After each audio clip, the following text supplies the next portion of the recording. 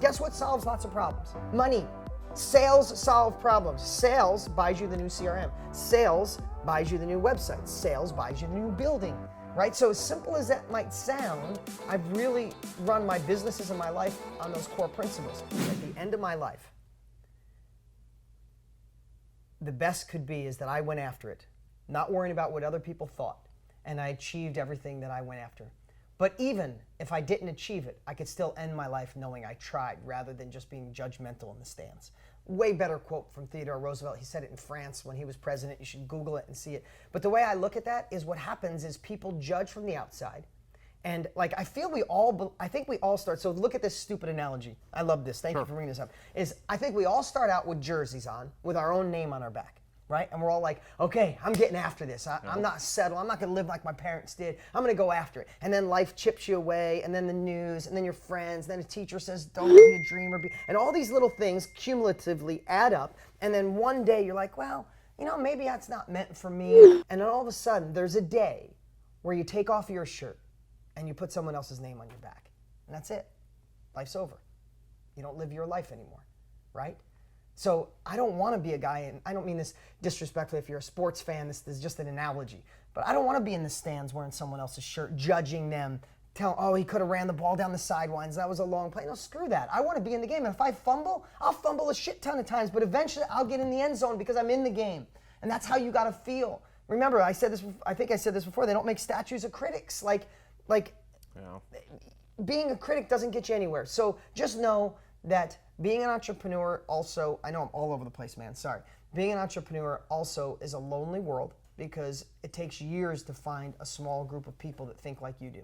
You see the way you and Brian get along? You'll acquire friends like this forever, and you'll end up being older and you'll have 5 or 6 really close friends that think like you because the rest of the world doesn't think like you. If you're watching Clark, if you're watching me, if you're still here, you think different than most people. You feel lonely in your thoughts. You feel weird sometimes. You feel like a dreamer sometimes. You feel like you should get more real, right? That's all nonsense. That's programming of the majority. You want to be the loud minority who breaks free from all that, and you keep your name on the back of your jersey. Part of being in the arena is definitely failure, right? Yeah. And I'm curious about your story when we're talking about the journey. What was like your biggest failure and the lessons you learned from it? Was there a low point where you're like, I want to take my jersey off. I want to put someone else's off because that'd be a lot easier. Yeah, really great question. All the time. All the time. I've failed, you know, I can't say there's like this big failure. There was lots of failures. It's like, it seems like every 2 years of my life I make a bad choice or go down the wrong road and be too aggressive, go too fast in a new company, or stick with a company I shouldn't have too long, or maybe partner with somebody that didn't have exactly the right values I did, and I thought I could change their values, right? Yeah. So there's been lots of failures. There was one time, and just so you know, there was multiple times where I wanted to rip the jersey off my back, and I thought to myself, everybody was right. Everybody was right. I wasn't smart enough. I didn't go to college. I didn't have the money to start. There was plenty of times where I'm like, I'm running this business, it's too big, I don't know what I'm doing. Like, all those things happen. Yeah. But as my dear friend Tony Robbins says, life happens for us, not to us. I promise you someday you'll look back and be thankful for all the crap that you dealt with. It's your path. It's designed for you so you can be the great version of yourself that you are now. But about one of my biggest, like, sick to my stomach failures, sleepless nights, stressed out, is I was in the collision business, fixing cars, selling cars, real estate, apartments, building houses, and I decided to go because of Tony Robbins. I bought his course off an infomercial, gave me personal development, shifted my life. I was like, oh my God, this guy, this knowledge is priceless. I just believed every word he said. I started living that life, and that's what my life. Which course was it? It was his first one. It was a cassette, Ultimate Power. Oh, Personal Power? Personal Power, yeah. It was Personal Power. And then later on, it was the Ultimate Edge. Get the edge, yeah. Right. So I remember that music. Yeah, exactly. Yeah, it sticks in your head, right? So I get that, and I just shift the way I think, and I'm just going after it, and I'm evolving. And now, because Tony changed my life through an infomercial, I create a course, you said before, Motor Millions. I taught people how to make money with cars like I did, and I'm going to go do an infomercial just like Tony did. This guy changed my life. I want to help other people. So I take every dollar I have. I go against every single human being alive. I film an infomercial. I have no idea how to get it on camera. I have no idea. I mean, no idea how to get it on TV. I start calling TV stations like completely clueless. Like I look back, I was so naive. I want to laugh at myself. But persistence, I finally got on TV, started to work a little, and then that's why I live out in Arizona. I hired some people that were really good at that out here. So I was flying from New York to Arizona. So picture It's a long flight. Picture this life for 2 years is in New York. I fixed cars during the day. I worked on my apartments and houses at night, drove a tow truck at night, buy and flip houses. And then I'd stay there for 2 weeks, and then I'd fly to Arizona for a week, and I'd come and start my knowledge business. I was working my infomercial and deciding how to do customer service and shipping and product and books and coaching and I did that for 2 years going back and forth. And the truth is the real estate and the cars supported the information business because I was losing a shit ton of money. And this is on YouTube, and I probably swear too much, so you're gonna have to bleep all those out. Okay, we don't care about ad revenue. Okay. So I'm going back and forth, and I finally build up Motor Millions to not a massively successful company. I bet you we were a $8 million a year company. Small profit, but I'm learning and growing. I've made miserable mistakes, and I'm trying to figure out customer service and shipping. I learned every part of the business. Then I got a book. It's not like YouTube and Facebook. Like I have to go to a media agency and buy time on a commercial that could be $5,000. And if I buy the 6 a.m. rather than the 5 a.m., I lose all my money. So I'm learning ROI on TV stations and direct response and upsells and cross sells. And that's why I know all this stuff now because of those days, right? So it happens for me, not to me. I had to learn how to do TV where if you messed up, you lost $200,000 like that. You mess up on an online ad or a Facebook ad, what do you go, oh, I spent $50, shut that ad off. I'd be like, oh my God, we're booked for 2 months, right? Wow. So I'm obsessing on all this stuff. I finally get the company up to 10, 12 million, and I want to move on, and I want to teach people how to do real estate now, because real estate really made me a millionaire. Cars built my core income. Real estate had made me a millionaire. So I built a course called Think a Little Different, and I'm going to launch an infomercial on how to invest in real estate the way I do. And I kind of want out of Motor Millions. And this is one of the things, this is one of the biggest mistakes I learned in my life. Do you ever have something new in your life and you're so sick of the old one and you like resent the old one, you resent the old job, you resent the old podcast, like I want to do this new thing, but this thing is anchoring me. You got to shift that out of your mind because that's the biggest mistakes in my life happened there. So what I did was I wanted to go on to think a little different. Rather than giving the attention this needed and loving it for bringing me here, I started resenting it, right? So now I make a fast, hasty move and I sell Motor Millions to another company. And I go on to work on Think a Little Different. Like, done there, I move on.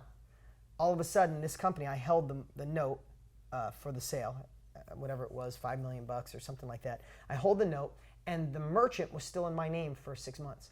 Long story short, this company, because I avoided it, and it was like, I'm done with it, this company ran up like $2 million in debt. They didn't pay refunds. They didn't serve the clients like I did. So now I'm on to my new thing, and I get sucked back into this company. Wow. And when I find out that they didn't pay refunds, I find out that people are online pissed off at me, even though I don't own the company anymore. And it was like the biggest, like I remember those times you said the biggest failure.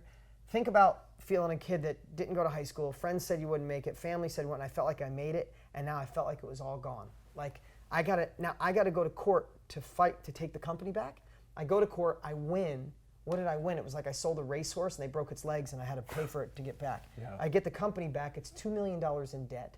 The infomercial's not working anymore and I don't have the income. $2 million to me, this is 15 years ago, was like $1 million because I invested all the money I did have into the Think a Little Different real estate course. So now this one didn't get off the ground yet and this one's $2 million in debt. And I remember just like crying, legit, like as a man crying, I screwed up, maybe everybody was right, I'm not smart enough, I should have had better counsel, I don't know how to run business, I'm good at marketing, but maybe I don't know structure and SOPs and KPIs and I'm dumb. And I went all back to the limiting beliefs that we all have.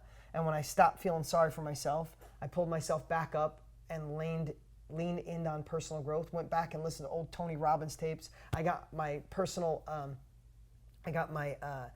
incantation, or like I remember saying, if I can get through this, I can get through anything. I spent like 3 months working out every morning, and I'd walk or jog to the gym, and I'd say, if I can get through this, I can get through anything. And I didn't change anything in the outside world. I changed me on the inside through personal growth, through foundational pieces I teach in my books and all those pieces. And I got myself nothing. Think about this. Nothing else changed. I still sold a business dumb to somebody else. I still was in $2 million in debt. I still had clients mad at me even though I didn't do it. I still didn't have any cash to cover it. I still couldn't launch Think a Little Different because I didn't have the money to fix it. I was still in the same thing, but all of a sudden one day, because of personal development, I'm like, I got this. I can do this. I hired 2 people to call every client that was owed money. Every client that was owed money, and we told them the truth. We told them exactly what happened and said, but Dean wants to pay you. My attorney told me to file bankruptcy on the company. I wouldn't. And we just said, hey, I know you're owed $1,000. Any chance Dean can pay you $100 a month? 90% of the people said, yeah, let him, tell Dean I'm sorry that happened. Let him pay me by the month. And 10% of the people were like, screw Dean, tell him to pay me now. Wow. What I did is I let 2 or 3 people obsess on those clients. Sorry, the story gets long, but I want you to know, This is good. I let 2 or 3 people obsess on those clients, and I put all my effort and energy into Think a Little Different. I launched that infomercial. It started generating me money. I remember I was netting about 15 or 20 grand a week, like within 3 months.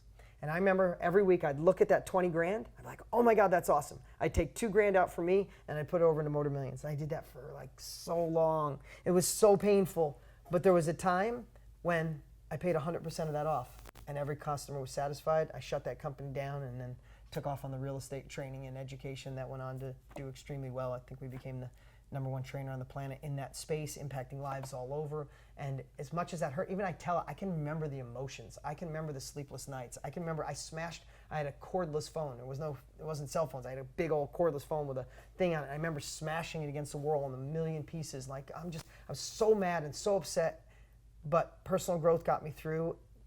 Thinking strategically got me through. And it was meant for me. Like, so the one thing I want to tell you, if you're going through a really hard time right now, I'm sorry.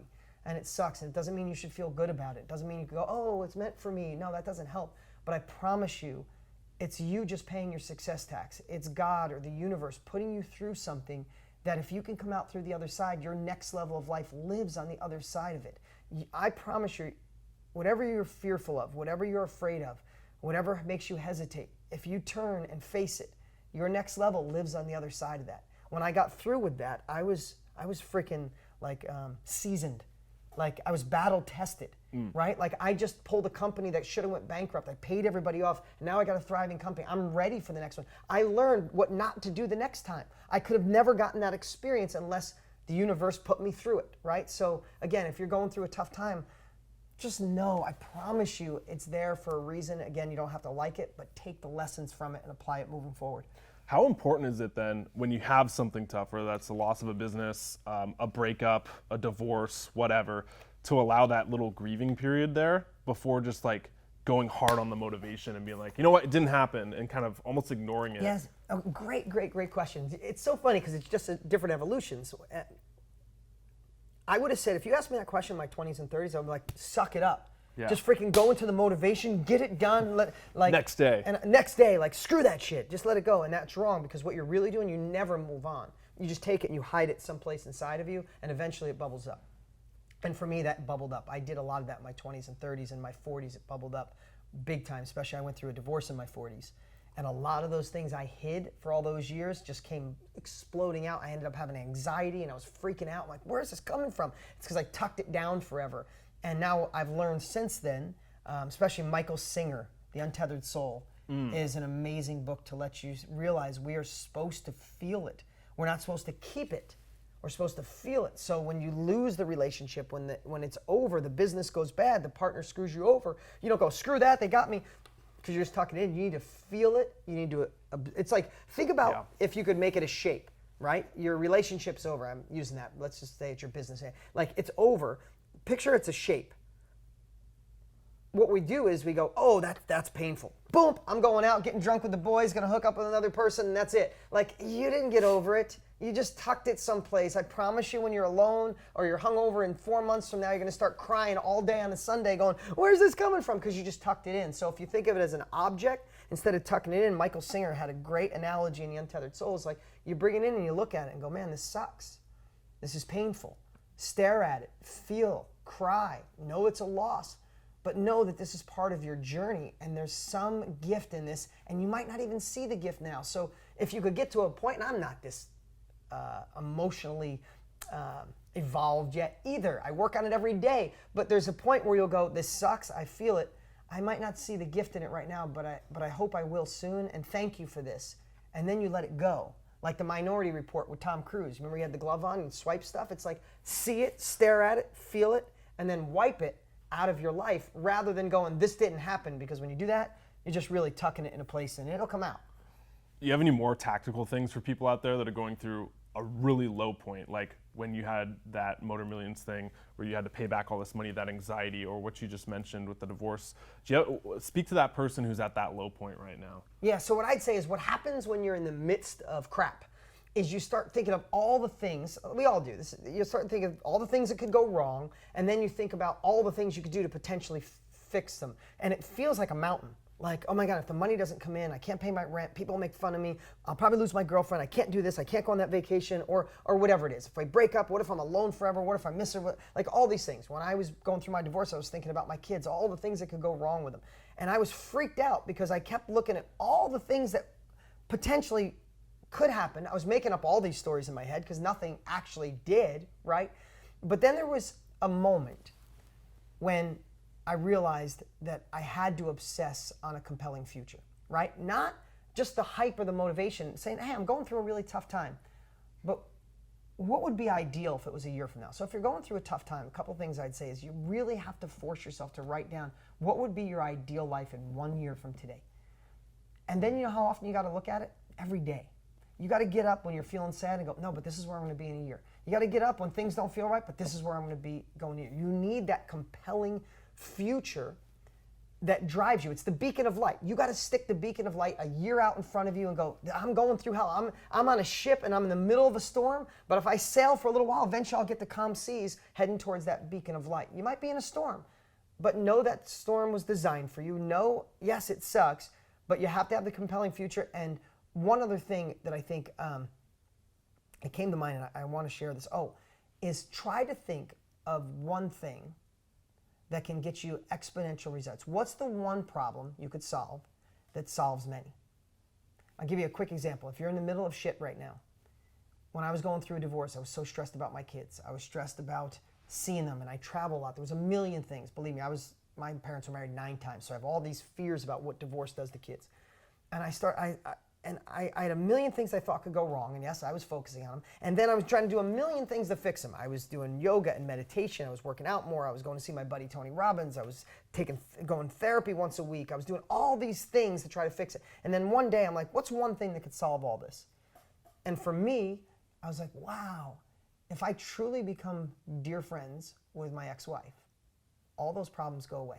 If we hate each other, we resent each other, it'll be hard when I date someone new, it'll be hard for the kids. She might talk about me when I'm not there, we might disagree on parenting styles. All the things I was worried about, the one thing that fixed all of it was being friends with my ex. So then all of my attention, all of the energy went into how do I know she's heard? How do I become a real friend? How do I grow as a man and fix the things I did in the past? I put all my energy for 3 months on letting my ex know that I was here as a friend. And today, she is a dear friend of mine.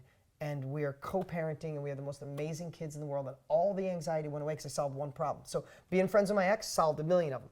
Your company right now, hiring someone to help you with marketing might solve all of them. Obsessing on selling might solve all the problems. So many people I see in companies, they're trying to solve 15 different departments. I said, you're struggling because you have no cash flow.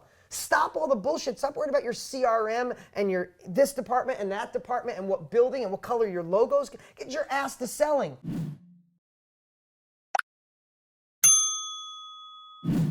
Get your ass to marketing. Learn Facebook marketing. Learn YouTube marketing, because guess what solves lots of problems? Money. Sales solve problems. Sales buys you the new CRM. Sales buys you the new website. Sales buys you the new building, right? So as simple as that might sound, I've really run my businesses and my life on those core principles. Do the things that move the needle in your life. Is there one problem you could solve that exponentially solves other problems? And those things also can get you out of the rut you're in. Simultaneously solving one problem that can have results in multiplying your results while you're looking at a beacon of light on where you want to go is probably 2 of the biggest game changers I could share with you. If you remember anything from this, those 2 things, solve one problem that solves many and have your beacon of light. What's up? What's up? Hey, before you go, you need to watch these next few videos. They're absolute game changers. Hurry up and click right over here and watch them, and I'll see you there.